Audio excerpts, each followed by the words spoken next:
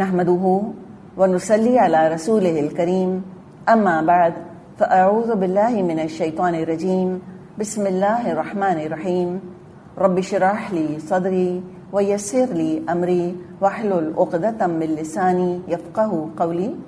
دماغ میں مضمون کو تازہ کر لیجئے کہ مضمون کیا ہے. مضمون ہے بات کس کی چل رہی ہے، جو اللہ تعالیٰ نے پیچھے فرمایا تھا، جو کہ آیت نمبر ہم دیکھتے ہیں 23 جہاں پر ختم ہوئی تھی. اس میں اللہ تعالیٰ نے کچھ رشتوں کا ذکر فرمایا تھا. تو ذرا سا کنیکشن ہم پیچھے سے جوڑیں گے تاکہ مضمون آپ کے ذہن میں تازہ ہو جائے. سورۃ النساء ذرا آیت نمبر 23 پر ایک نظر ڈال لیں. اللہ تعالیٰ نے فرمایا حرمت علیکم امہاتکم وبناتکم واخواتکم وعماتکم وخالاتکم، تم پر حرام کی گئیں تمہاری مائیں، بیٹیاں، بہنیں، پھوپھیاں، خالائیں. کس چیز کے لیے حرام کی گئی ہیں؟ نکاح کے لیے حرام کی گئی ہیں. وبنات الاخ، اور بھتیجیاں، وبنات الاخت، اور بھانجیاں، وامہاتکم اللاتی ارضعنکم، اور تمہاری وہ مائیں جنہوں نے تم کو دودھ پلائے ہو، فاسٹر مدرز. واخواتکم من الرضاعہ، اور تمہاری دودھ شریک بہنیں. وامہات نسائکم، اور تمہاری بیویوں کی مائیں جن کو ہم ساس کہتے ہیں، مدر ان لا. وَرَبَائِبِكُمُ اللَّاتِي فِي حُجُورِكُم مِّن نِّسَائِكُمُ اللَّاتِي دَخَلْتُم بِهِنَّ، اور تمہاری بیویوں کی لڑکیاں جنہوں نے تمہاری گودوں میں پرورش پائی ہے، ان بیویوں کی لڑکیاں جن سے تمہارا شوہر بیوی کا تعلق قائم ہو چکا ہو. فَإِن لَّمْ تَكُونُوا دَخَلْتُم بِهِنَّ، اور اگر صرف نکاح ہوا ہو اور تعلق ازواجی تعلق ان عورتوں سے قائم نہ ہوا ہو، فَلَا جُنَاحَ عَلَيْكُمْ، تو ان کو چھوڑ کر ان کی لڑکیوں سے نکاح کر لینے میں تم پر کوئی مواخذہ نہیں. وَحَلَائِلُ أَبْنَائِكُمْ، اور تمہاری ان بیٹوں کی بیویاں، الَّذِينَ مِنْ أَصْلَابِكُمْ، جو تمہاری صلب سے ہوں. حلائل کا واحد ہے حلیلہ، حلیلہ بیوی کو کہا جاتا ہے. حلائل ابنائکم، تمہارے بیٹوں کی بیویاں، مراد یہاں پر جن کو کہ ہم بہو کہتے ہیں. بہویں کون سی بہویں؟ جو کہ سگے بیٹوں کی بیویاں ہوں. الذین من اصلابکم، جو تمہاری صلب سے ہوں. اور کیا حرام ہے؟ وَأَن تَجْمَعُوا بَيْنَ الْأُخْتَيْنِ، اور یہ بھی تم پر حرام کیا گیا کہ ایک نکاح میں دو بہنوں کو جمع کرو. إِلَّا مَا قَدْ سَلَفَ، مگر جو پہلے ہو چکا سو ہو چکا. ان اللہ کان غفورا رحیما، اللہ بخشنے والا اور رحم فرمانے والا ہے. اب یہی لسٹ کنٹینیو ہو رہی ہے کہ کون سی خواتین ہیں جن سے کہ نکاح نہیں ہو سکتا. ان میں اگلی کیٹیگری کیا ہے؟ والمحصنات من النساء، اور وہ عورتیں بھی تم پر حرام ہیں جو کسی دوسرے کے نکاح میں ہوں. obviously شادی شدہ عورت سے نکاح نہیں ہو سکتا. ایک ایکسیپشن صرف آ رہا ہے.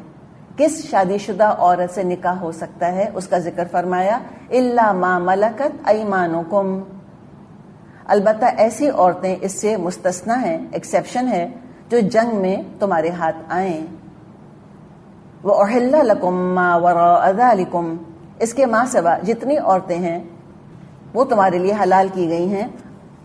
ان تبتغوا باموالکم محسنین غیر مسافحین فما استمتعتم به منهن فآتوهن أجورهن فريضة ولا جناح عليكم فيما تراضيتم به من بعد الفريضة إن الله كان عليما حكيما. اس کے ماں سوا یعنی اس کے علاوہ جتنی عورتیں ہیں انہیں اپنے اموال کے ذریعے حاصل کرنا تمہارے لیے حلال کر دیا گیا، بشرط یہ کہ حصار نکاح میں ان کو محفوظ کرو، نہ یہ کہ آزاد شہوت رانی کرنے لگو. اور پھر جو ازواجی زندگی کا لطف تم ان سے اٹھاؤ اس کے بدلے ان کے مہر بطور فرض کے ادا کرو. البتہ مہر کی قرارداد ہونے کے بعد آپس کی رضامندی سے تمہارے درمیان اگر کوئی سمجھوتا ہو جائے اس میں کوئی حرج نہیں، اللہ علیم اور دانا ہے. تو یہاں پر ہم کو بتایا گیا کہ وہ خواتین جن سے کہ نکاح نہیں ہو سکتا اس میں وہ خواتین بھی شامل ہیں جو پہلے ہی سے کسی دوسرے مرد کے نکاح کے اندر ہوں. ہاں ایکسیپشن کیا ہے؟ ملکت ایمانکم، وہ جن کے مالک ہوئے تمہارے دائیں ہاتھ. اب یہ کون سی خواتین ہیں؟ یہ ایک ایکسیپشنل سچویشن ہے اور اس سے مراد وہ خواتین ہیں جو جنگ کی صورت میں میدان جنگ میں موجود تھیں. دشمن سے جنگ ہو رہی تھی، کفار سے مسلمانوں کی جنگ ہو رہی تھی، اور اس جنگ کی شکل میں وہ جو کافر خاتون تھیں، جو سمجھے کہ وہ جو فوجی خاتون تھیں جو مسلمانوں کو مارنے کے لیے، ان سے جنگ کرنے کے لیے نکل کر آئی تھیں، اب کیا ہوا کہ وہ کافر جنگ ہار گئے، اور وہ خاتون یا اور وہ خواتین جو ہیں جو میدان جنگ میں موجود تھیں، اب وہ پرزنر آف وار بن کر مسلمانوں کے پاس آ گئی ہیں. تو اس کا ذکر یہاں پر کیا جا رہا ہے. اب وہ قیدی کی شکل میں مسلمانوں کے قبضے میں ہیں. ٹھیک ہے. اچھا اب دیکھیں نا، جنگ ہوئی. اب جنگ میں جو میدان جنگ میں سپاہی موجود تھے، فوجی جن کو ہم کہیں، the soldiers, female soldiers, male soldiers. ان سولجرز کے ساتھ بعض دفعہ ان کے ساتھ کا جو سپورٹو ایک پورا وہ بھی ہوتا ہے نا، سٹاف ہوتا ہے، پیرامیڈیکل سٹاف ہوتا ہے، یا کوئی کوکس وغیرہ ہوتے ہیں، وہ بھی میدان جنگ میں موجود ہوتے ہیں. تو وہ سارے کے سارے لوگ اس کے اندر شامل ہیں. لیکن اس میں سمجھنے کی بات یہ ہے کہ صرف ان کو ہم پرزنرز آف وار کہیں گے جو وہاں میدان جنگ میں موجود تھے، چاہے وہ سپورٹو رول کے اندر تھے یا ایکٹیو وار فیئر کے اندر وہ شامل تھے. اب مسلمانوں نے جنگ جیت لی، اور وہ کفار جو ہیں وہ مسلمانوں کے قبضے میں آ گئے، ان کو قیدی بنا لیا گیا. اب مسلمان حکومت کے پاس چوائس ہے کہ وہ ان مردوں عورتوں کے ساتھ کیا معاملہ کرے. نمبر 1، چاہے تو آزاد کر دے، لبریٹ کر دیں ان کو. نمبر 2، چاہے تو وہ اپنے قیدیوں سے تبادلہ کر لے. ایکسچینج آف پرزنرز ہوتا ہے، آج بھی ہوتا ہے. بعض دفعہ ایک قیدی کے بدلے 4 5 لوگ چھڑا لیے جاتے ہیں. ہو سکتا ہے کہ بھی کمانڈر ان چیف قید ہو کر آ گیا دشمن کا، اس کی تو بڑی ویلیو ہے، تو کہا جائے کہ اچھا ٹھیک ہے، ہم تمہارا یہ جو کمانڈر ان چیف ہے اس کو ہم آزاد کر دیتے ہیں، اور تمہارے پاس جو ہمارے 10 قیدی ہیں تم ان کو آزاد کرو. تو یہ بارگیننگ ہوتی ہے، اس طرح آج بھی ہوتی ہے. تو سیکنڈ چوائس یہ ہے کہ پرزنرز آف وار سے ہم ان کو ریلیز کر کے اسلامی حکومت اپنے قیدیوں سے ان کا تبادلہ کر لے. تیسری چوائس کیا ہوتی تھی، اور اگر آج بھی صورتحال یہ پیش آتی ہے تو آج بھی صورتحال یہی ہوگی، یہی چوائسز ہوں گی. تیسری چوائس کیا ہے کہ فدیہ لے کر آزاد کر دے، رینسم لے لے، جیسے کہ آپ صلی اللہ علیہ وسلم نے بدر کے موقع پہ کیا تھا کہ آپ نے فدیہ لیا تھا، رینسم لیا تھا. اور رینسم کیسے لیا جاتا ہے پرزنرز آف وار کا؟ ان کی اپنی سوشیو اکنامک حیثیت کے حساب سے. جو زیادہ پیسے والے قیدی ہوتے ہیں ان کا زیادہ فدیہ ہوا کرتا تھا، اور کم پیسے والے جو ہوتے ہیں ان کا کم فدیہ ہوا کرتا تھا. یعنی اس میں بھی آپ اسلام کا عدل دیکھیں، اکراس دا بورڈ ایک جیسا نہیں فدیہ رکھ دیا سب کا، ان کی اپنی حیثیت کے حساب سے. اور بعض قیدی ان کے پاس بالکل کوئی پیسہ نہیں تھا، تو پھر آپ صلی اللہ علیہ وسلم نے ان سے کہا تھا کہ تم 10 بچوں کو پڑھنا لکھنا سکھا دو اور یہی تمہارا فدیہ ہے.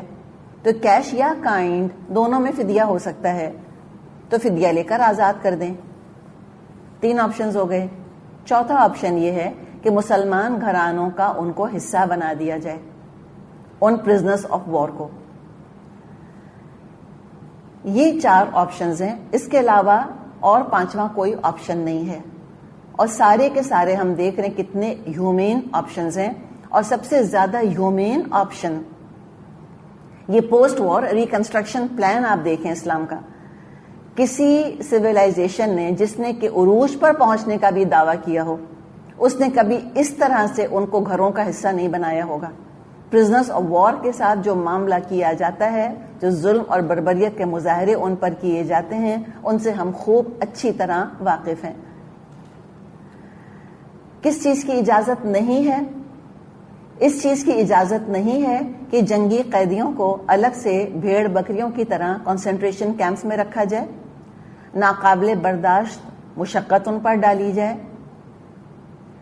حرام ہے ان کو ٹارچر کرنا، ان کو اذیتیں دینا، یا ان کو جیلوں کے اندر بند کر کے رکھنا جس میں کہ ان کے بنیادی انسانی حقوق پامال ہو رہے ہوں. اس کی اسلام ہم کو اجازت نہیں دیتا. اچھا، جو ہمارا ٹاپک ہے اس کے لحاظ سے ہم آپشن نمبر 4 کو ڈسکس کریں گے صرف اس وقت. ٹھیک ہے، وہ کیا تھا کہ مسلمان گھرانوں کا ان مردوں ان عورتوں کو حصہ بنا دیا جائے. رائٹ. اچھا, اب یہ قیدی جو ہیں یہ مسلمان معاشرے میں تقسیم کر دیے گئے. کون تقسیم کرے گا؟ یہ مال غنیمت میں آئے ہیں, تو جیسے مال غنیمت میں تلواریں اور ڈھالیں اور کوئی پیسہ ٹکا آتا تھا, اس طرح پرزنرز آف وار بھی مال غنیمت کا حصہ ہوتے تھے. سب کے سب جا کر حکومت کے پاس جمع ہو جاتے تھے. کوئی اپنی مرضی سے ایک تلوار ایک تنکا نہیں لے سکتا تھا, اور انسان تو پھر بہت بڑی چیز ہے تلوار کے مقابلے میں. جب کوئی تلوار اپنی مرضی سے نہیں لے سکتا, مال غنیمت میں سے چوری کرنا یہ کبیرہ گناہوں میں سے آتا ہے. اسی طرح انسانوں کا معاملہ تھا, پرزنرز آف وار کا, سارے کے سارے حکومت کے پاس جا کے جمع ہو جاتے تھے. اچھا, یہ بات بھی ذہن میں ہم رکھیں کہ ہم ولی کا ذکر تو کرتے رہے ہیں نا, کہ جیسے ایک لڑکی ہے, عورت ہے, اس کا ولی کون ہے؟ اس کا والد یا والد کی غیر موجودگی میں جو بھی اس کا قائم مقام ہوگا وہ اس کا ولی ہوتا ہے. اسی طرح جو اسلامی حکومت ہوتی ہے اس کی ایک پرسنل اور لیگل حیثیت بھی ہے اپنے شہریوں کے ساتھ. وہ صرف ایک باڈی آف لا نہیں ہے. ایک حکومت صرف ایسی انڈیفرنٹ قسم کی, ڈسٹنٹ قسم کی حکومت نہیں ہوا کرتی تھی. اسلامی حکومت کا اپنے شہریوں کے ساتھ ذاتی رشتہ ہوا کرتا تھا. کیا رشتہ ہوتا تھا؟ ذاتی رشتہ, پرسنل ٹائز. کیا ہوا کرتے تھے کہ حکومت ولی ہوتی تھی اپنی شہریوں کی. وہ خواتین جو کہ بیوہ ہیں, بے سہارا ہیں, وہ بچے جو کہ یتیم ہیں, بے سہارا ہیں, ان کے سر پہ ہاتھ رکھنے والا چچا نہیں ہے, نانا یا دادا کوئی نہیں ہے, کوئی سہارا نہیں ہے تو ویری گڈ. اگر نہیں ہے تو پھر ان کا ولی کون ہوگا؟ ان خواتین کا, ان بچوں کا سرپرست سربراہ کون ہوگا؟ اسلامی حکومت. تو اسلامی حکومت کو ایک یہ لیگل سٹیٹس حاصل ہے کہ وہ ولی کی جگہ ہوتی ہے. اچھا, اب جتنا بھی پیسہ تھا اور جتنے بھی وہ اب وہ غلام اور کنیزیں تھیں, وہ تو تھی, وہ کیا تھیں ایکچولی؟ Prisoners of war. اب کیا نام دے رہے ہیں ان کو ہم؟ غلام اور کنیزیں. اب وہ غلام اور کنیزیں بن گئی ہیں. تو لہٰذا اب اگر اسلامی حکومت چاہتی ہے, وہ چوتھا آپشن ایکسرسائز کرنا چاہتی ہے, غلام اور کنیزیں ان کو بنانا چاہتی ہے, تو جہاں مال حکومت ڈسٹریبیوٹ کرتی ہے, اب جس کو مال دے دیا گیا وہ اس کا رائٹ فل اونر ہے, لیگلی وہ مال اس کا ہو گیا. کوئی کہہ سکتا ہے ہم میں سے کہ اچھا اگر حکومت نے فلاں شخص کو 2 تلواریں دی تھیں مال غنیمت میں سے, تو وہ تلواریں چوری کی ہیں اس نے, ناجائز طور پہ وہ قبضہ کر کر بیٹھ گیا, ایسے کہیں گے ہم کیا؟ ہم نہیں کہہ سکتے, اس لیے کہ حکومت نے قانونی طور پہ مالک بنایا ہے اس کو. کلیئر؟ اتنی بات سمجھ آ گئی نا آپ کو؟ تو جو معاملہ دولت کا اور پیسے کا تھا وہی معاملہ غلاموں اور کنیزوں کا ہوا کرتا تھا. اب حکومت نے سوچا کہ ہم چوتھا آپشن ایکسرسائز کریں گے, ہم نہ سواپ کر رہے ہیں ان کو, نہ فدیہ لے رہے ہیں, نہ ان کو آزاد کر رہے ہیں, بلکہ ہم ان کو غلام اور کنیزیں بنانا چاہتے ہیں.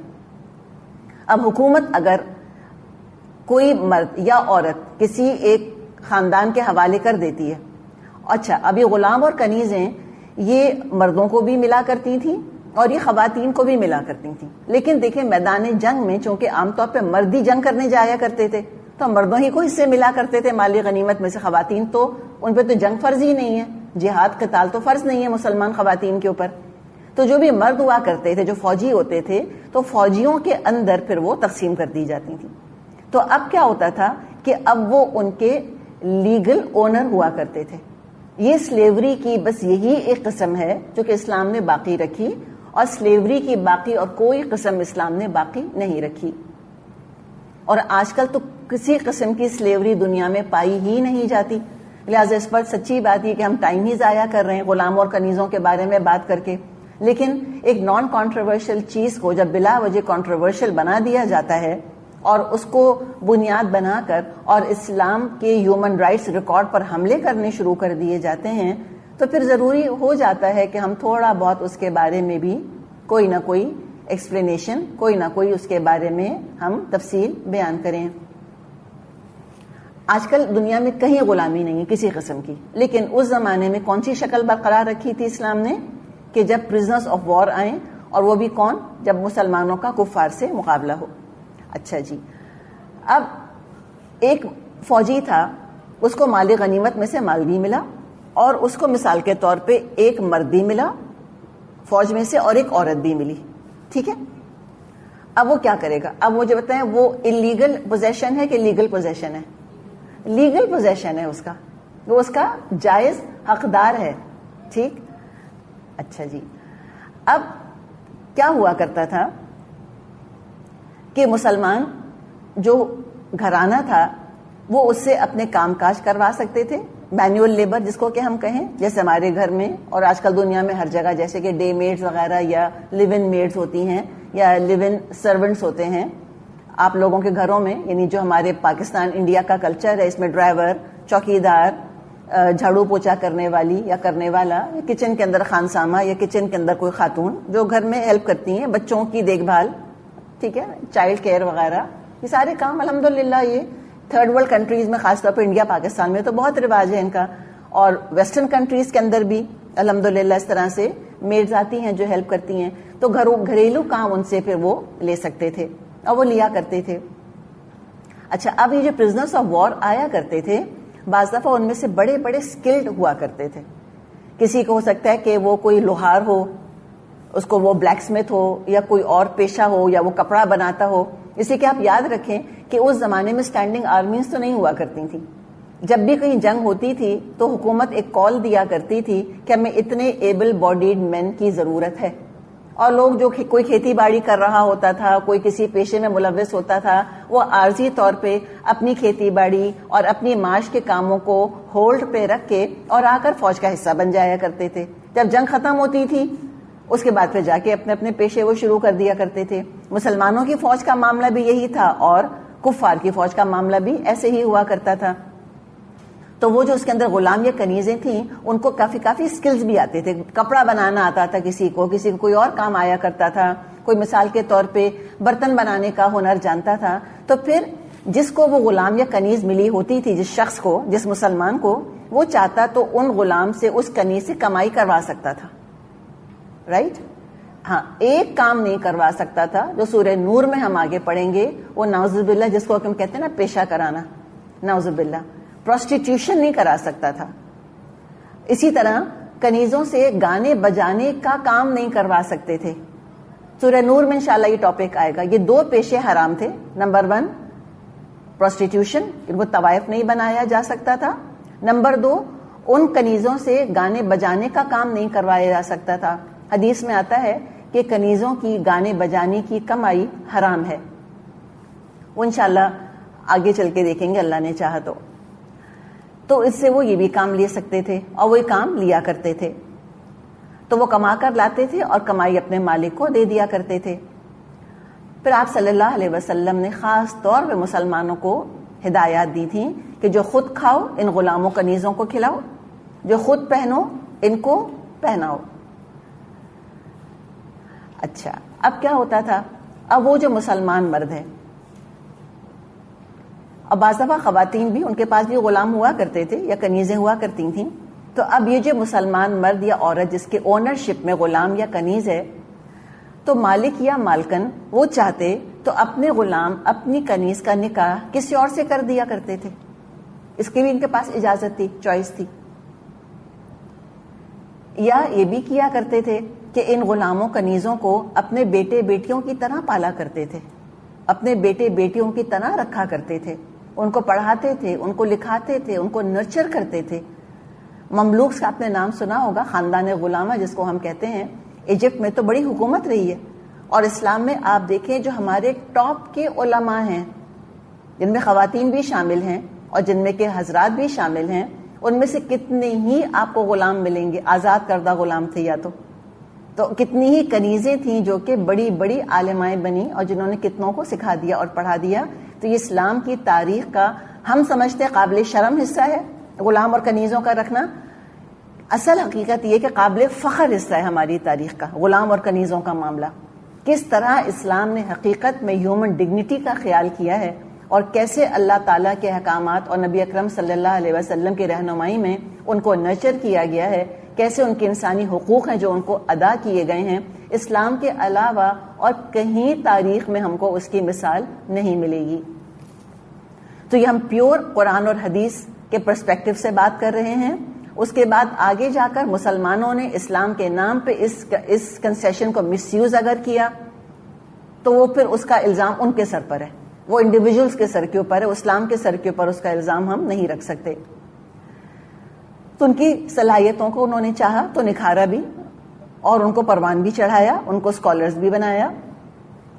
اور ایک فائنل اختیار یہ رہ گیا کہ مسلمان مرد اگر چاہتا، جیسے ہم نے کیا بات کی، کیا آپشنز تھا، یا تو اپنی کنیز کا نکاح کسی اور سے کر دے، آزاد یا غلام سے، یا اگر وہ چاہے تو اپنی بیٹی بنا کر رکھے اور بیٹیوں کی طرح پرورش کرے اس کی، یہ بھی چوائس تھی.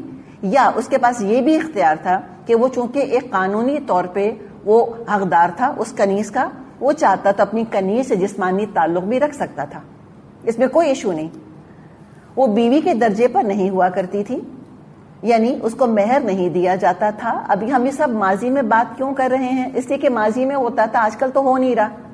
تو مجھے اور آپ کو تو کوئی غم فکر نہیں ہے اس وقت کہ ہمارے میاں جو ہے کنیز پکڑ کر لے آئیں گے کہیں سے، اور ہم نے پتہ نہیں تصور کیا بنا لیا کنیزوں کا کہ سب ہالی ووڈ کی ایکٹریسز ہی ہوا کرتی تھیں، ایک سے ایک طرح دار. وہ جو 1001 نائٹس الف لیلا کی داستانوں کے اندر جو کنیزوں کا انہوں نے ایک امیج بنا دیا ہے کہ انتہائی طرح دار، انتہائی جوان، انتہائی حسین.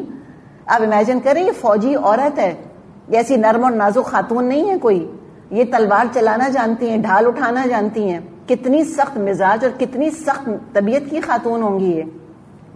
اور یہ 12 13 15 سال کی یہ الڑ دوشیزائیں نہیں ہوا کرتی تھیں. ہم کہتے ہیں نا کہ یہ جنگ دیکھی ہوئی خواتین تھیں، ٹف خواتین بالکل.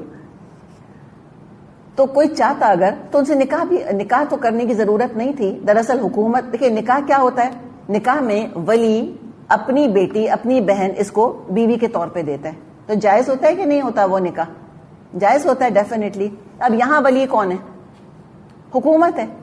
حکومت نے اس عورت کو اس مرد کے حوالے کیا، تو یہ بالکل جائز رشتہ ہے. نعوذ باللہ اسلام ایڈلٹری بڑھانے نہیں آیا، ایڈلٹری پروموٹ کرنے نہیں آیا.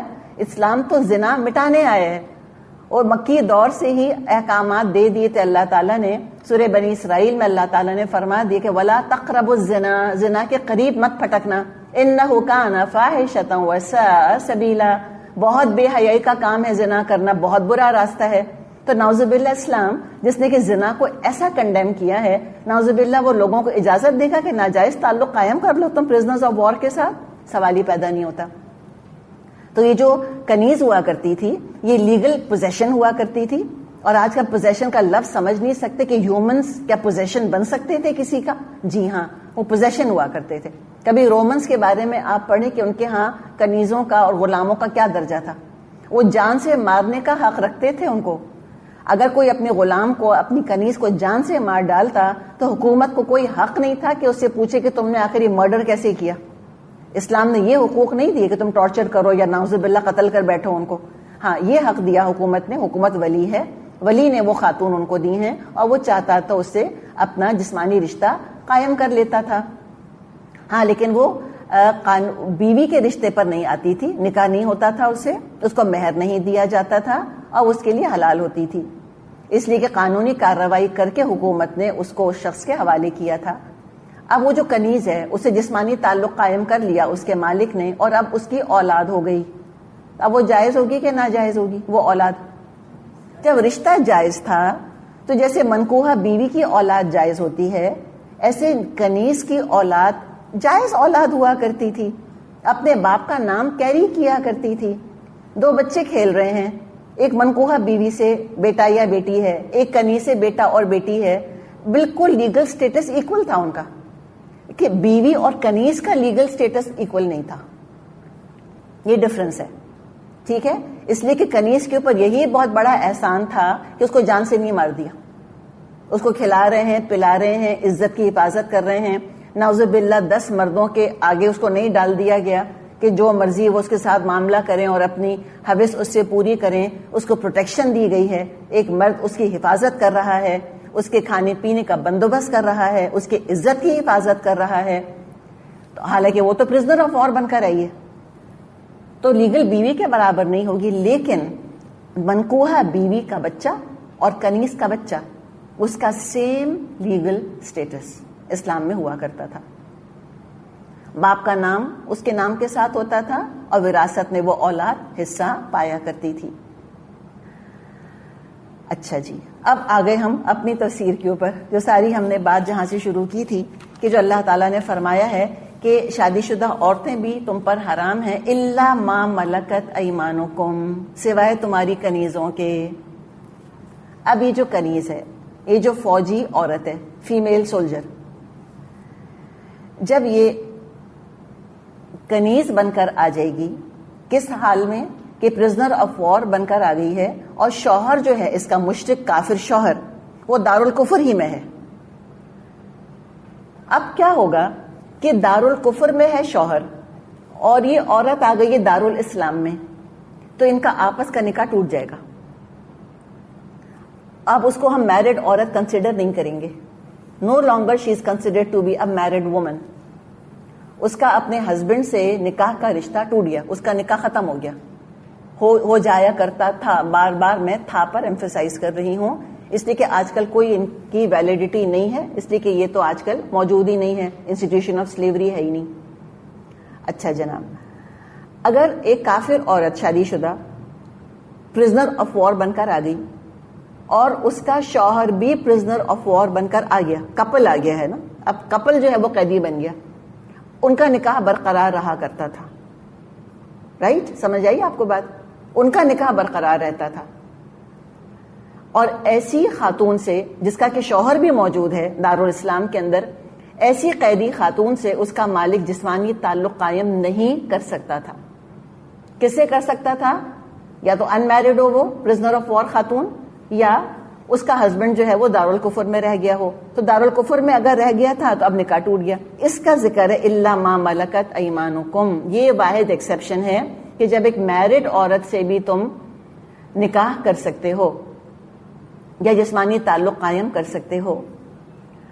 اچھا جی، اب اس کے اندر بھی تھوڑی سی کنڈیشنز تھیں۔ کنڈیشنز یہ تھیں کہ اگر تو وہ قیدی خاتون، شادی شدہ قیدی خاتون، اگر تو وہ پریگننٹ ہے تو مالک تعلق قائم کرنے کے لیے بچہ پیدا ہونے کا انتظار کرے گا۔ ایک دفعہ اس کے ہاں ولادت ہو گئی، وہ نفاس سے فارغ ہو جائے گی، اس کے بعد جسمانی تعلق قائم ہوگا، اس سے پہلے نہیں۔ اب اگر ایک قیدی خاتون آئی ہیں اور وہ حاملہ نہیں ہے، اس کے باوجود بھی مالک کو ایک حیض انتظار کرنا ہوتا تھا، ایک دفعہ اس کے پیریڈز آ کے ختم ہو جائیں تاکہ یہ بات ویریفائی ہو جائے کہ وہ حاملہ نہیں ہے، پریگننٹ نہیں ہے، اس کے بعد پھر صحبت جائز ہوا کرتی تھی۔ تو یہ واحد ایکسیپشن ہے جہاں شادی شدہ عورت سے تعلق قائم کر سکتے تھے کہ مالک چاہے اچھا یا تو اس کو کنیز کے درجے پر ہی رکھے، اس کی بھی اجازت ہے، اور جسمانی تعلق قائم کرے۔ اس کی بھی اجازت ہے کہ اس کنیز کو آزاد کر دے اور اس کو اپنی منکوحہ بیوی بنا لے، آزاد کرے اور اس سے نکاح کرے۔ اب سٹیٹس میں کیا ہوگا بتائیں؟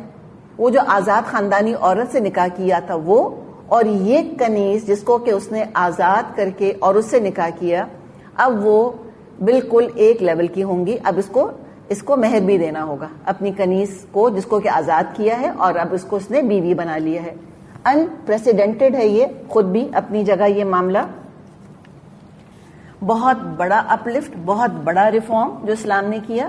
اس زمانے میں کوئی سوچ نہیں سکتا تھا کہ اپنی لونڈی سے ہم نکاح بھی کر سکتے ہیں، شاید ہی کوئی ہم کو اس کا پریسیڈنس ملے گا ورلڈ ہسٹری کے اندر کہ جو چیز پہلے ہی لیگل ہے اب اس کو ایک اور لیگل سٹیٹس کیوں دیا جائے۔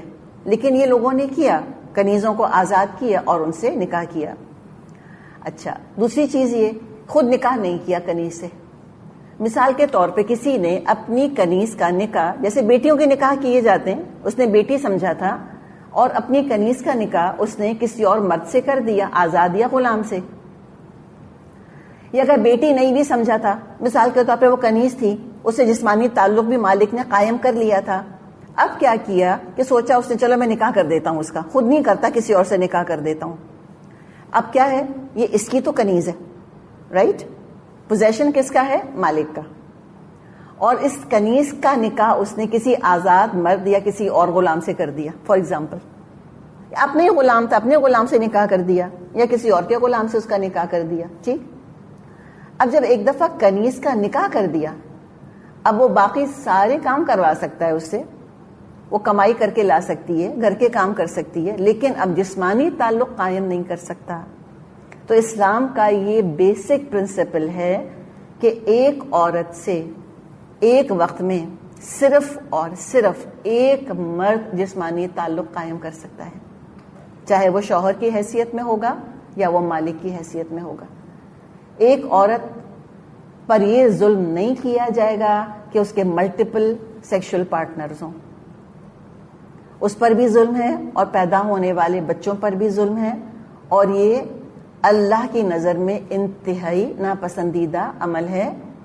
اور یہ طریقہ ہمیشہ سے رہا، ہمیشہ سے. کوئی نیا طریقہ نہیں اسلام نے ایجاد کیا، یہ انسان کی فطرت کے ساتھ سنکرونائزڈ ہے یہ چیز بالکل. کہ مردوں نے ملٹیپل شادیاں کی، ان کو پولیگمی کی اجازت تھی، لیکن پولی اینڈری کی اجازت کسی مذہب نے دنیا کے نہیں دی. اور جہاں دی گئی ہے وہاں کبھی اس کو اچھا نہیں سمجھا گیا. اور بعض ہمیں ایسے کلچرز ملتے ہیں جہاں پولی اینڈری ہے اور اس کے اپنے جو ایشوز ہیں، مسائل ہیں. چلے میں کہتی ہوں کوئی ایشو بھی نہ ہو، کوئی مسئلہ بھی نہ ہو، جب اللہ نے اجازت نہیں دی، اللہ نے حرام کر دیا ہے، تو بس الا یعلم من خلق، کیا وہی نہ جانے گا جس نے کہ پیدا کیا؟ انتم عالم ام اللہ، تم زیادہ جانتے ہو کہ اللہ. تو ایک عورت کے ملٹیپل سیکشل پارٹنرز کے کیا کیا نقصانات، کیا کیا اس کی خرابیاں ہو سکتی ہیں، اللہ خوب جانتا ہے.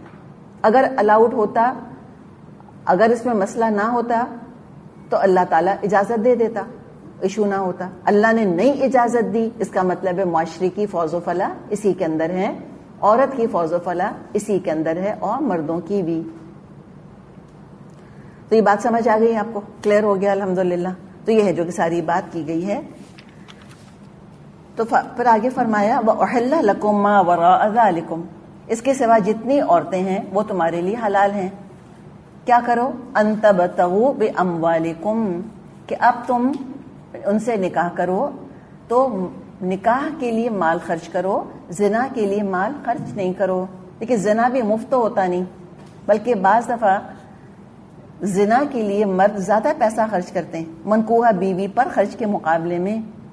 اس لیے کہ انسیکیورٹی ان کو ہوتی ہے کہیں چلی نہ جائے، چھوڑ نہ جائے ہم کو، تو اس کا دل جیتنے کے لیے زیادہ دولت لوٹاتے ہیں ایسی عورت کے اوپر کہ جو ان کی جائز بیوی نہیں بنتی یا کنیز نہیں ہوتی. تو کہا کہ تم اپنا مال خرچ کرو، کس کے لیے؟ نکاح کرنے کے لیے. محسنین، حصار نکاح میں ان کو محفوظ کرو. نکاح کا مقصد ہے حفاظت، اپنی عزت کی بھی حفاظت کرو، اور جس سے نکاح ہو رہا ہے اس کی عزت کی حفاظت کرنا بھی اب اے مرد تیری ذمہ داری ہے. حدیث میں آتا ہے کہ نظر کی حفاظت کے لیے نکاح سے بہتر اور کوئی چیز نہیں. محسنین، دیکھیے کیا ایک اللہ تعالیٰ مرد کی پروٹیکٹیو انسٹنکٹ کو کیسے اجاگر کر رہا ہے کہ تم تو ایک قلعے کی حیثیت رکھتے ہو اپنی بیوی کے لیے. شوہر کے پاس بیوی ہو، اپنے آپ کو محفوظ مامون سمجھے بالکل، کہ کوئی چیز مجھ کو نقصان انشاءاللہ تعالیٰ نہیں پہنچا سکے گی. میرا شوہر میری حفاظت کر رہا ہے، جسمانی حفاظت، ذہنی ایموشنل حفاظت، اس کے جذبات کی حفاظت، اس کی عزت کی حفاظت، یہ ساری ذمہ داریاں شوہر کی رکھی ہیں. محسنین کے اندر یہ سب کچھ آ گیا. غیر مسافحین، آزاد شہوت رانیاں نہ کرتے پھرو، یعنی محض وقتی عارضی طور پہ شہوت اور خواہش پوری کرنے کی نیت نہیں ہونی چاہیے. عارضی نکاح کوئی حیثیت نہیں رکھتا. تو غیر مسافحین صرف اپنی خواہش پوری کرنے کے لیے نہیں. ٹھیک ہے، اللہ تعالیٰ نے سیکشل انسٹنکٹ بہت سٹرونگ رکھی ہے انسانوں کے اندر اور انسانوں میں، خاص طور پہ مردوں میں، لیکن کھلی چھٹی نہیں ہے ان کو کہ جہاں چاہیں اپنی خواہش پوری کریں. اگر یہ خواہش پوری کرنی ہے تو پھر پوری ذمہ داری اس عورت کی لینی ہوگی جس سے تم نے خواہش پوری کی ہے. یا تو وہ کنیز کی شکل میں ہوا کرتی تھی یا آج وہ بیوی کی شکل میں موجود ہے. اس کے علاوہ کوئی آپشن مسلمان مرد کے پاس نہیں ہے کہ وہ اپنی جسمانی خواہش کسی سے پوری کرے. کوئی ون نائٹ سٹینڈ کا کانسیپٹ اسلام کے اندر نہیں ہے.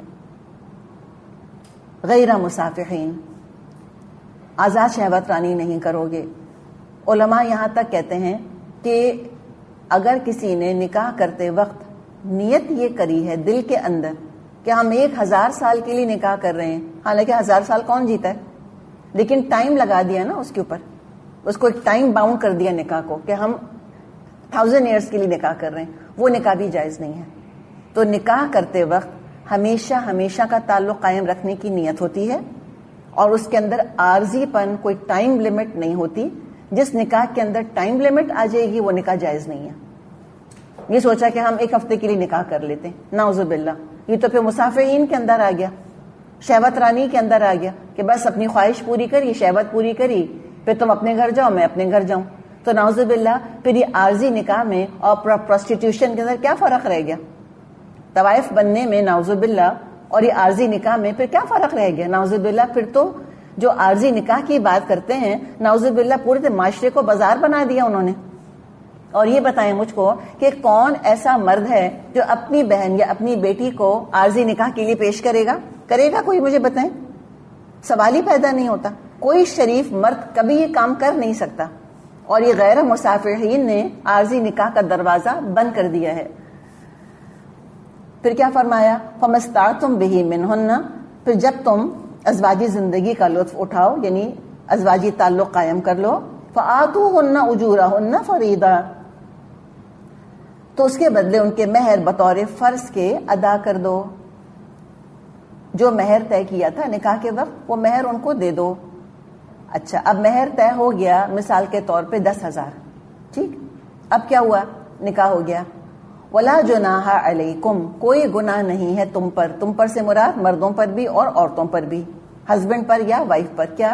فِيمَا تَرَاضَيْتُمْ بِهِ مِن بَعْدِ الْفَرِيضَةِ، کہ مہر کی قرارداد ہونے کے بعد آپس کی رضامندی سے تمہارے درمیان اگر کوئی سمجھوتا ہو جائے تو کوئی حرج نہیں ہے. ان اللہ کان علیما حکیما، اللہ تعالیٰ علیم اور دانا ہے. اب 10,000 مہر طے ہوا، ٹھیک ہے نا.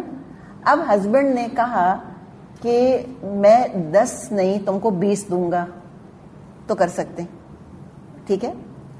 بیوی کہتی ہے کہ مجھ کو اللہ نے اتنا اچھا شوہر دے دیا، اتنے تحفے تحائف دیتا ہے، اتنی میری عزت کرتا ہے، اتنا میرا خیال کرتا ہے، تو وہ اپنے شوہر سے کہتی ہے کہ مجھ کو 10 نہیں چاہیے، بس مجھ کو 5 دے دیں مہر میں، تو کر سکتی ہے. یہ مطلب ہے یہاں پہ کہ وَلَا جُنَاحَ عَلَيْكُمْ فِيمَا تَرَاضَيْتُمْ بِهِ مِن بَعْدِ الْفَرِيضَةِ، کہ مہر کی رقم پھر کم زیادہ کی جا سکتی ہے. لیکن جس چیز کا خیال ہمیں رکھنا ہے وہ یہ کہ شوہر مہر کی رقم میں کیا تبدیلی کر سکتا ہے؟ بڑھا سکتا ہے، کم نہیں کر سکتا. وہ یہ نہیں کہے گا کہ اچھا میں نے کہا تو تھا 10 لیکن دوں گا 2، میں دیتا ہی نہیں، نہ، یہ وہ نہیں کر سکتا. وہ بڑھانے کا اختیار رکھتا ہے صرف. اور بیوی کم کرنے کا اختیار رکھتی ہے. بیوی یہ کہہ سکتی ہے کہ آپ مجھ کو 10 نہیں 5 دے دیں. شوہر کہہ سکتا ہے کہ میں 10 نہیں 20 دوں گا.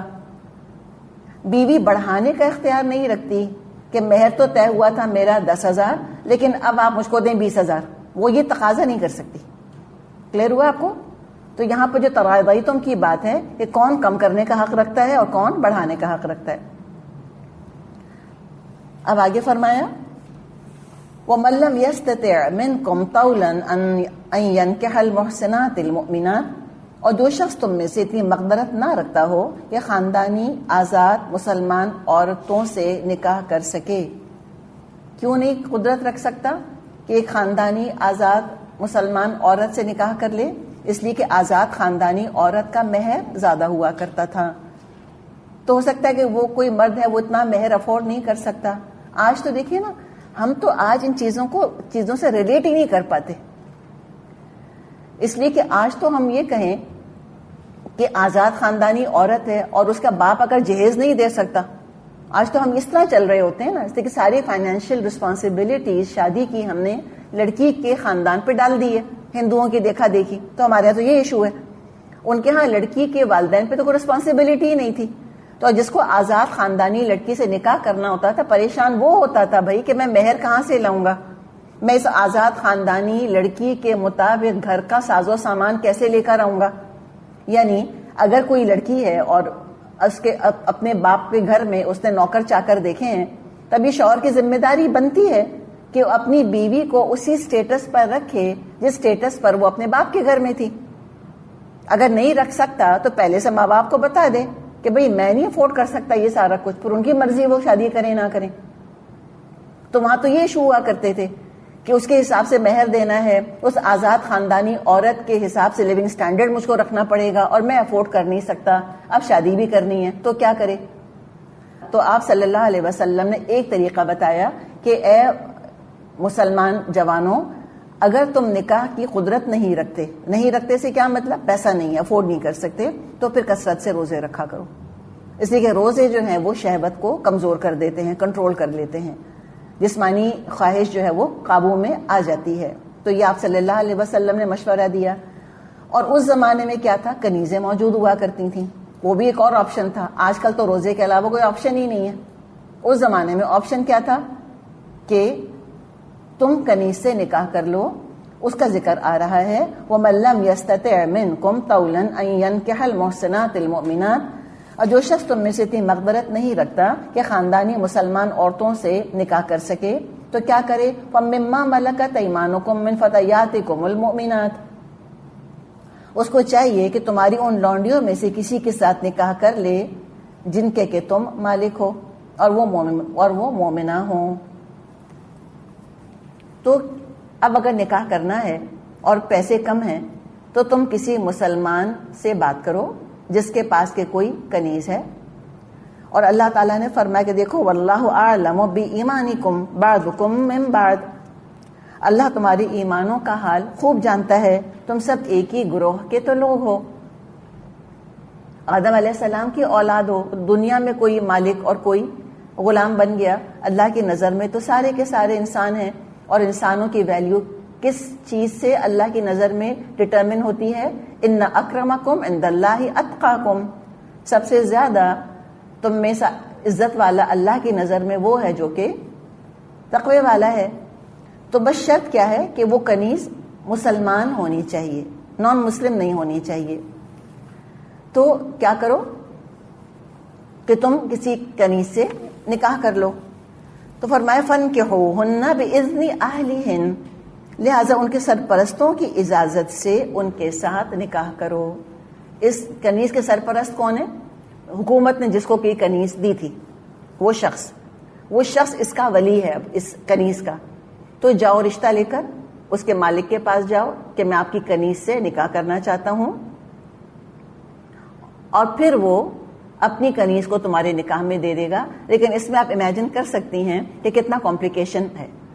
ابھی دیکھیں بیوی تو اس شخص کی ہے، اچھا بیوی پر اللہ تعالیٰ نے شوہر کو قوام بنایا ہے، لیکن یہ آزاد عورت تو نہیں ہے، یہ بیوی اس کی ہے لیکن کنیز کسی اور کی ہے. تو ان کا بھی اس کے اوپر حکم چلے گا، اس شخص کی مرضی نہیں چل سکتی. مثال کے طور پہ ابھی اپنے گھر میں لے کے رہ رہا ہے اس کنیز کو، اور جو کنیز کا مالک ہے وہ بلا لیتا ہے کہ آؤ فلاں فلاں کام کرنا ہے، اب یہ نہیں روک سکتا. تو کانفلکٹ ہے نا یہاں پر، کانفلکٹ آف اتھارٹی. تو یہ بہت زیادہ کوئی پسندیدہ چیز نہیں تھی کہ آزاد مرد کسی کی کنیز سے نکاح کرے. ہاں اپنی ہی کنیز کو آزاد کر کے خود نکاح کر لے وہ تو اور بات ہے. کنیز کسی اور کی، وہ مالک ہے، یہ اس کا شوہر ہے. اب دونوں کے تو رائٹس میں کلیش ہوگا، پرابلم تو ہوگا. تو بہرحال وہ ایک آگے ایشو اس کو ایڈریس کیا جائے گا. تو بتایا کہ تم اس کے گھر والوں کی اجازت سے تم اس سے نکاح کر لو. اور کیا کہا، وَآتُوهُنَّ أُجُورَهُنَّ بِالْمَعْرُوفِ، اور معروف طریقے سے ان کے مہر ادا کرو. کنیز ہے، امیجن کریں تب بھی اس کا مہر ادا کرنا ہے. آج کل تو ہم نے اپنی بیٹیوں اپنی بہنوں کو کنیزوں کے درجے پر بھی نہیں رکھا.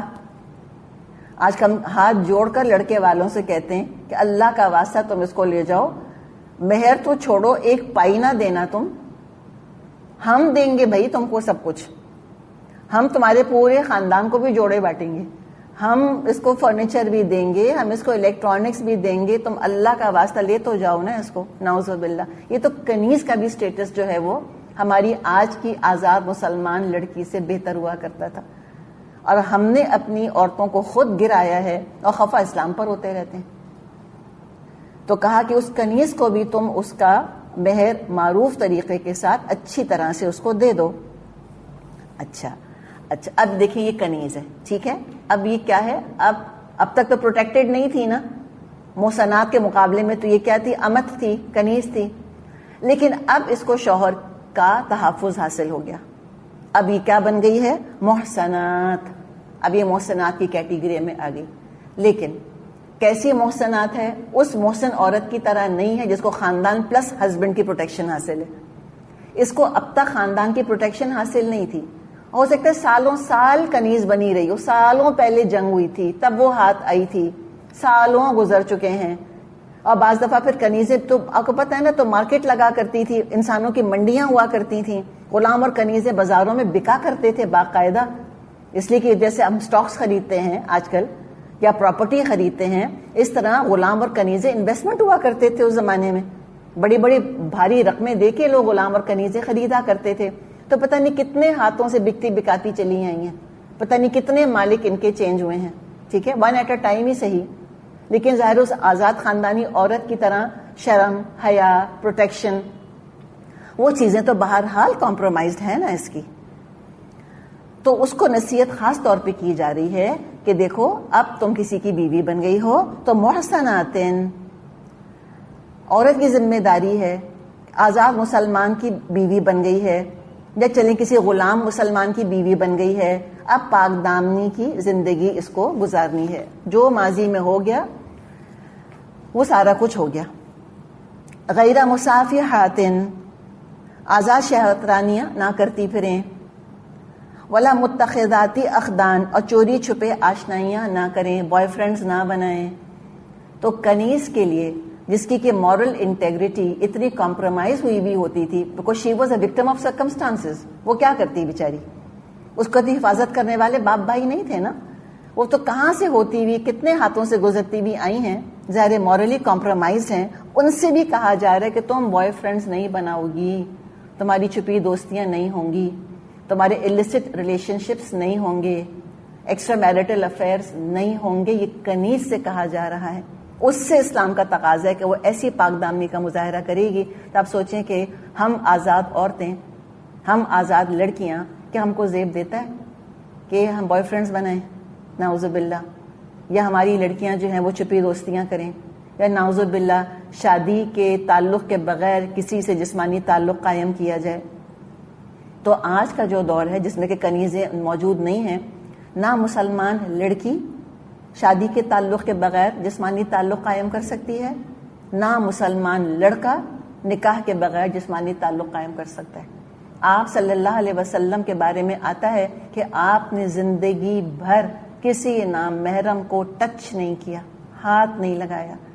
آپ بیعت بھی لیا کرتے تھے تو مردوں کا تو ہاتھ اپنے ہاتھ میں لے کر بیعت کیا کرتے تھے آپ. خواتین بعض دفعہ اپنا ہاتھ آگے بڑھاتی تھیں کہ ہم سے بیعت لیجئے، آپ کہتے تمہاری زبانی بیعت ہو گئی. آپ نے فرمایا کہ میں غیر محرم عورتوں سے مصافحہ نہیں کرتا، میں ہینڈ شیک نہیں کرتا. یہ معاملہ تھا. تب ان سے بھی کہا جا رہا ہے کہ اب تم کو کوئی افیئرز نہیں لڑانے، اب تم کو شرافت کی پاک دامنی کی زندگی گزارنی ہے. تو اسی سے ہم کو پتہ چل گیا کہ اسلام نے نکاح کے ادارے کی جو بنیاد رکھی ہے پاک دامنی کے اوپر رکھی. آپ ذرا کاؤنٹ تو کریں کتنی دفعہ یہ ذکر آیا ہے. محسنات، محسنین، غیر مصافحات، غیر مصافحین، مختلف الفاظ آپ دیکھتے جائیں. آگے اور بھی آ جائے گا، ولا متخذی اخدان، نہ چھپی دوستیاں کریں مرد، ولا متخذاتی اخدان، نہ چھپی دوستیاں کریں عورتیں، ولا متخذاتی اخدان، اور نہ چھپی دوستیاں کرنے والیاں. اللہ تعالی ہم سب کو حیا اور شرم اور پاک دامنی اور عفت عطا فرمائے. حدیث میں آتا ہے کہ ہر دین کا ایک ڈسٹنگوشنگ کیریکٹر ہوتا ہے، ہر دین کی ایک امتیازی شان ہوتی ہے، اور اسلام کی امتیازی شان حیا ہے. آپ صلی اللہ علیہ وسلم نے فرمایا کہ اگر کسی میں حیا نہ رہے تو وہ جو مرضی وہ کرتا پھرے. جب شرم ہی نہیں رہی تو بچا ہی کیا. اس لیے کہ انسانوں اور جانوروں میں کوئی فرق اگر ہے تو ان فرق کے اندر ایک فرق حیا کا ہے. جانوروں میں حیا نہیں ہوتی، انسانوں میں حیا ہوتی ہے. اور اگر فحش ہو گیا انسان تو پھر وحشی ہونے میں کیا دیر ہے. فاحشین فحش اور واو حاشین وحش، وحشی، وحشت پیدا ہو جاتی ہے بے حیائی کی وجہ سے. جانور بننے لگتا ہے انسان، انسانیت مرنے لگ جاتی ہے انسان کی اگر اس کے اندر بے حیائی آ جائے. ایسے معاشرے سمجھیں کہ خودکشی کے راستے پر چل پڑے ہوتے ہیں جس کے اندر بے حیائی عام ہو جائے. تو ان کو نصیحت کی جا رہی ہے کہ شرم اور حیا کے ساتھ، اے کنیزو تم اب بیوی بن گئی ہو، اب تم شرم حیا کے ساتھ معاملہ کرنا، اپنی عزت کی حفاظت کرنا، شوہر سے بے وفائی نہیں کرنا، چھپی دوستیاں یاریاں نہیں کرنا، بوائے فرینڈز نہیں بنانے. اچھا اب کیا ہوا؟ اب a slave girl being a slave girl, being a victim of circumstances، جس قسم کے بیک گراؤنڈ سے وہ آئی ہے جہاں حیا بہت زیادہ کمپرومائز ہوئی ہے اور سالوں سال وہ اس طرح سے گزار چکی ہے، تو عادتیں مشکل سے بدلتی ہیں. کیا پتا وہ اس کو عادت ہو گئی ہو، اس کو وہ اتنی برائی نظر نہ آتی ہو بے حیائی کے کاموں کے اندر. تو اسلام کا پھر انصاف دیکھیں. ویسے تو اس کو لیگل سٹیٹس دے دیا ہے محسنہ کا، لیکن کیا فرمایا؟ فَإِذَا أُحْسِن، اگر تو وہ نکاح کے حصار میں آ گئی ہے وہ کنیز یا آ گئی ہیں، فَإِنْ أَتَيْنَا بِفَاحِشَةٍ، پھر اگر وہ بے حیائی کا کام کرتی ہیں یعنی زنا کر بیٹھتی ہیں. سمجھ آئی آپ کو بات؟ یہاں فاحشہ سے مراد کیا ہے؟ زنا. پھر وہ زنا کر بیٹھتی ہیں اگر، تو اسلام میں سورہ نور میں اللہ تعالیٰ نے سزائیں بتائی ہیں، اور ایک سزا قرآن کے اندر موجود ہے، وہ ہے غیر شادی شدہ آزاد عورت اگر زنا کرے اس کی سزا ہے 100 کوڑے. ٹھیک ہے؟ تو یہاں پر اسی کا ذکر کیا جا رہا ہے، اس کو ایکویٹ کیا گیا ہے غیر شادی شدہ کے ساتھ، اور فرمائے کہ اگر یہ بے حیائی کا کام کرتی ہیں فَعَلَيْهِنَّ نِصْفُ مَا عَلَى الْمُحْسِنَاتِ مِنَ الْعَذَابِ، تو ان پر اس سزا کی بنسبت آدھی سزا ہے جو خاندانی عورتوں کے لیے مقرر ہے. تو اسلام میں غیر شادی شدہ مرد یا عورت زنا کرے تو 100 کوڑے، تو اس کو کتنے پڑیں گے کنیز کو؟ 50. اور اسلام میں شادی شدہ عورت یا شادی شدہ مرد اگر زنا کرے اس کی سزا بہت سخت ہے، وہ کیپٹل پنشمنٹ ہے وہاں پر. لیکن چونکہ یہ بہرحال کنیز تھی تو اسلام کا عدل اور انصاف ہم دیکھیں کتنا میٹیکولس ہے کہ اس کے بیک گراؤنڈ کا خیال رکھا گیا. اب اس کنیز کو جو کہ میرڈ ہے اور زنا کر بیٹھی ہے، اس کو کیپٹل پنشمنٹ نہیں دی جائے گی، اس لیے کہ اس کو وہ فیسلٹیز حاصل نہیں تھیں، وہ پروٹیکشن حاصل نہیں تھا جو کہ اس عورت کو حاصل تھا جس کو کیپٹل پنشمنٹ دی گئی تھی. وہ شادی شدہ ہونے کے باوجود، آزاد ہونے کے باوجود زنا کیا تھا اس نے، اس کو تو ملی کیپٹل. اس کنیز کو ملے گی ان میرڈ آزاد عورت کے مقابلے میں آدھی سزا، جو کہ کیا ہے؟ 50 کوڑے. کلیئر؟ سمجھ آ گیا؟ کیا چیز کلیئر نہیں ہوئی تو پوچھیں. غیر شادی شدہ مرد اور عورت زنا کریں تو 100 کوڑے. ہاں کنیز کو جو آدھی، دیکھیں نا، اب کیپٹل پنشمنٹ تو نصف نہیں ہو سکتی نا obviously. اگر ڈیتھ پینلٹی ہے شادی شدہ مرد اور شادی شدہ عورت، اور اس میں سارے ایویڈنس جو ہے وہ پہلے اسٹیبلش کیا جاتا ہے کہ بھی شادی کنزومیٹ ہو گئی تھی، یہ عقلی طور پہ نارمل ہیں، وہ سارا کچھ کر کے سارے ثبوت جو ہیں وہ سارے جب پیش ہو جاتے ہیں اور ثابت ہو جاتا ہے کوئی مجبوری نہیں تھی، انہوں نے بلا وجہ زنا کیا ہے بیوی ہوتے ہوئے یا شوہر ہوتے ہوئے، تو ان کی تو کیپٹل پنشمنٹ. تو کیپٹل پنشمنٹ تو آدھی ہو ہی نہیں سکتی، آدھا تو نہیں مار سکتے کسی کو. تو پھر یہ جو فرمایا کہ نصف ما علی المحصنات، اس سے مراد کیا ہے؟ 50 کوڑے. کلیئر ہوا؟ کچھ اور چیز جو کلیئر نہیں ہوئی؟ سمجھ آ گیا؟ یہ دیکھیے آج کل سمجھ میں آ گیا تو بھی ٹھیک ہے، نہ آیا تو بھی ٹھیک ہے، اس لیے کہ ہونا ہی نہیں ہے، یہ میں اور آپ تو نہیں دیکھنے والے، اور یہ تو صدیوں سے نہیں ہوا. تو لہٰذا بہرحال کیا پتا کوئی وقت دوبارہ آئے جب اس طرح سے جہاد کا سلسلہ شروع ہو، اور پھر یہ جو ہے جو انسٹیٹیوشن آف سلیوری ہے اس کو دوبارہ سے سمجھیں کہ اسٹیبلش کرنے کی نوبت پیش آئے. اس زمانے کے علماء دیکھ لیں گے اپنے حالات کے حساب سے کیا ہو رہا ہے. اور سچی بات تو یہ ہے کہ اب جو جنگیں ہیں وہ تو میدانوں میں تو لڑی بھی نہیں جا رہی، یہ صورتحال تو اب رہی بھی نہیں ہے. پتہ نہیں جنگوں کا اپنا طریقہ کتنا بدل جاتا ہے کہ ہو سکتا ہے پرزنرز آف وار لینے کی نوبت ہی نہ آئے جیسے کہ پہلے ہوا کرتی تھی. بہرحال جو بھی تھا، لیکن بہرحال اس سے ہم کو یہ پتا چل رہا ہے کہ اسلام نے جو کہ اسٹیبلشڈ انسٹیٹیوشن آف سلیوری تھا، اس کو اسلام نے کس طرح سے اس کی اصلاح کی ہے، کیسے اسلام نے اس کو صحیح کیا، درست کیا، اور انسانوں کے لیول پر ان کو لے کر آیا گیا.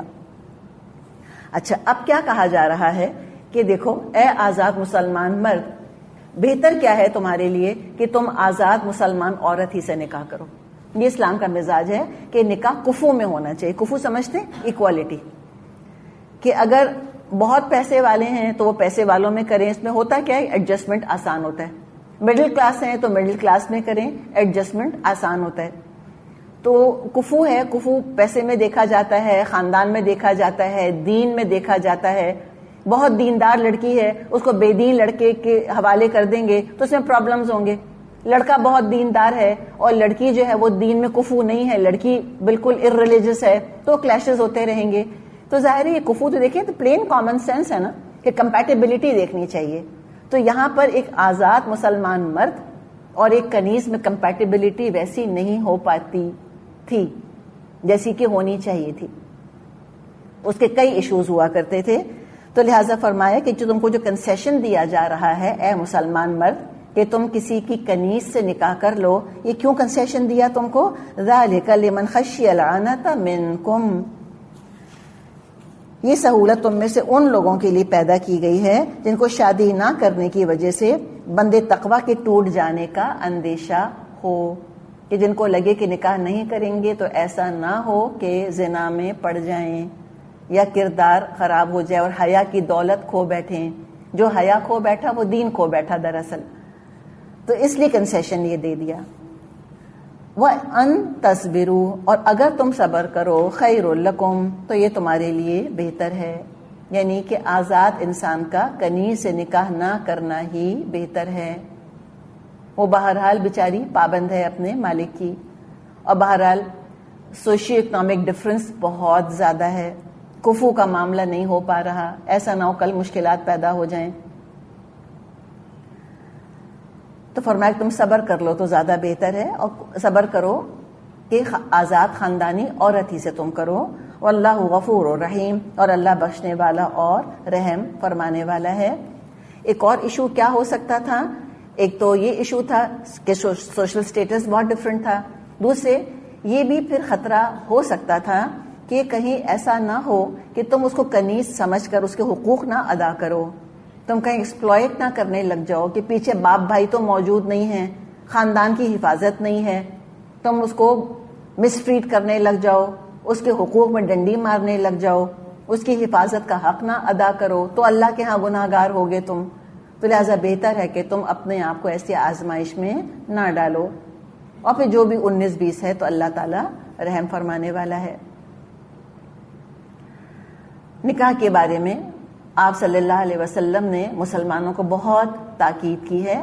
بخاری میں حدیث ہے، آپ صلی اللہ علیہ وسلم نے فرمایا، اے نوجوانوں، جو تم میں سے یعنی افورڈ کر سکتا ہے تو کیا کرے؟ فَلْيَتَزَوَّجْ، اس کو چاہیے نکاح کر لے.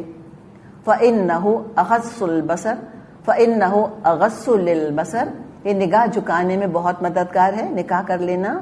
وَأَحْسَنُ لِلْفَرْجِ، اور شرمگاہ کی حفاظت کے لیے بہترین چیز ہے کہ نکاح کر لیا جائے. تو عورتیں ہوں مرد ہوں، اسلام نے نکاح پر بہت زور دیا ہے. سورہ نور میں انشاءاللہ ہم اور پڑھ لیں گے اس کے بارے میں. اور جو نکاح نہ کر سکے، ابھی ہم نے بات کی تھی، صحیح مسلم میں حدیث ہے، پھر آپ نے فرمایا کہ جو نکاح نہیں کر سکتا تو چاہیے کہ وہ روزے رکھے تاکہ شہوت کا زور اس کا ٹوٹے. یہ مردوں کے لیے بھی ہے، عورتوں کے لیے بھی، لڑکوں کے لیے بھی، لڑکیوں کے لیے بھی. یعنی ہر حال میں اپنے حیا کی حفاظت کرنی ہے اور بدکاری سے بچنا ہے.